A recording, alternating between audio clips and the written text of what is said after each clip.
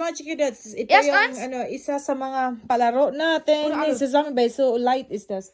Isa sa mga palaro natin sa party ni Alex. So, ayan. So, category for this one, kung saan siya mag-stop, kung hanggang saan yung haba ng hingaw yung putsen mo, or yung pag ano mo, pag, pag blow mo sa besha. Kung saan siya mag-stop, doon siya tawag nito, doon ka magkuha ng price.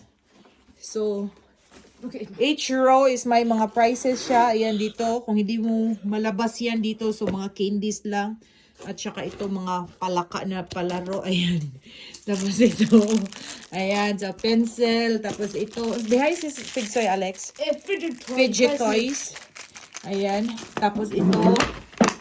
At ito. Actually, display lang to kasi dito ilalagay ko mga money, like 2 euro siguro. And dito,